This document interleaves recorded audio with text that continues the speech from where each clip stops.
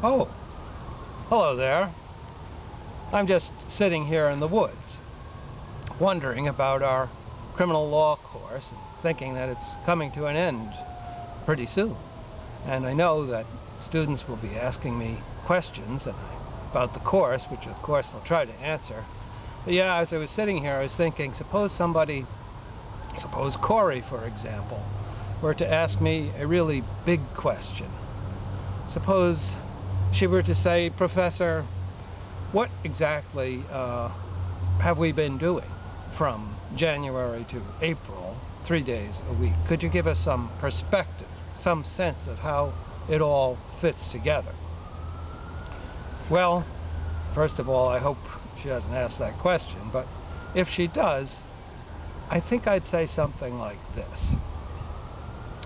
We began the course with the central question of what is it that justifies the state in using its coercive power against otherwise free and autonomous individuals.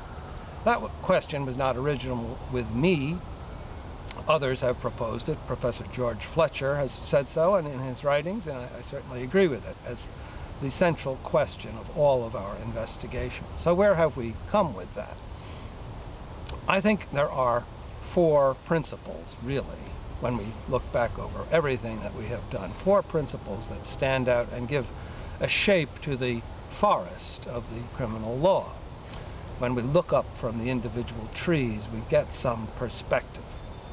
And here are those principles. The first is the principle that we began with, the principle of legality. In other words, it is not fair for the state to use its power against a citizen or any person within the realm, jurisdiction of the state, unless that person has been given a fair chance to know what the norms of society are. No one should be punished, no one should be found culpable of anything unless there has been this fair opportunity, usually coming through the legislature rather than the courts, for that person to know what is proscribed and what is not. Secondly, there is a principle of what we might call answerability. In other words, there are certain conditions which must be fulfilled before a state can fairly call a person before it to answer for his or her conduct. And one is answerable on these preconditions, one might say, and we've looked at each one of them. First of all, there must be some conduct. The person must have acted. We do not punish mere thinking. We punish only action. That action, we have further investigated, must be, generally speaking, voluntary. The actions that we find blameworthy are those that are made by a free choice of an individual, a person acting as a free moral agent. We do not punish what somebody does in an unconscious state. We do not punish things over which one has no physical control. These are not the acts of a free moral agent, and we look to make people answerable only for their free choices, generally speaking. That is the principle of parts of the principle of answerability. Another part would be that we want to make punishable only things in which there has been a mens rea, a criminal mindedness.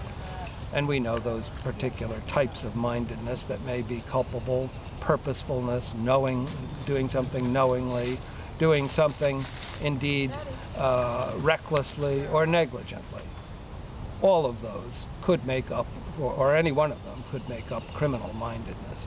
Generally speaking, and I can only speak generally as to this, the law turns its back against strict liability crimes, because after all, a person should not be held culpable for non-negligent acts which he had no intention of committing.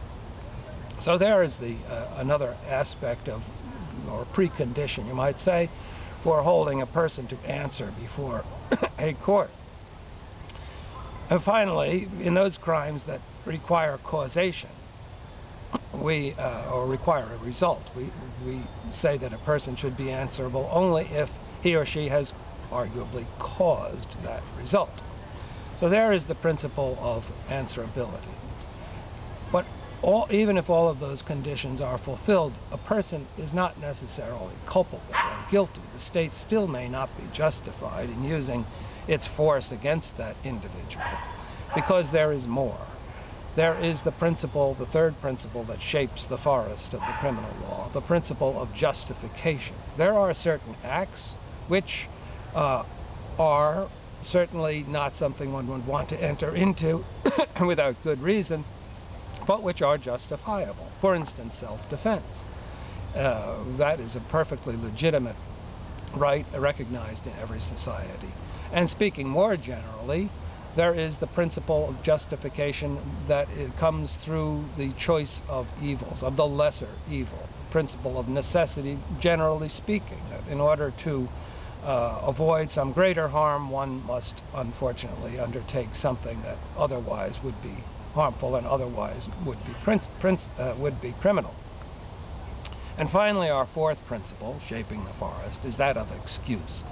Even if somebody has been on notice about what is proscribed, has engaged in conduct with a criminal mindedness, has caused a result, has no justification for it, still there may be an excuse for it. We do not punish, and the state ought not to punish, people who are insane, people who are under duress, people who are under coercion. None of these are acting as free moral agents. None of them, it should be said, are really blameworthy in the full sense of the law for their actions, because they were not the product of their free choice. So those are the principles taken together, which I think give us some perspective on what we've been doing. Now I would like to leave the last word to the model penal code. So, if you'll come with me for a moment, we'll walk through the forest.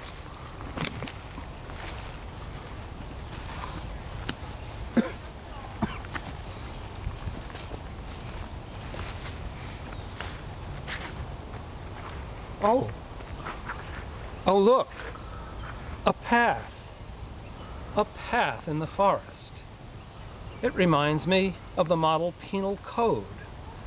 It seems to me that if one were looking for a pathway through the woods, a way out of the thickets of all of those common law doctrines that don't agree with one another, all of those competing decisions, one might get that perspective, that pathway through the criminal law by looking at the model penal code, a comprehensive, integrated, coherent pathway. So I can do no better than to recommend to you our friend, the model penal code.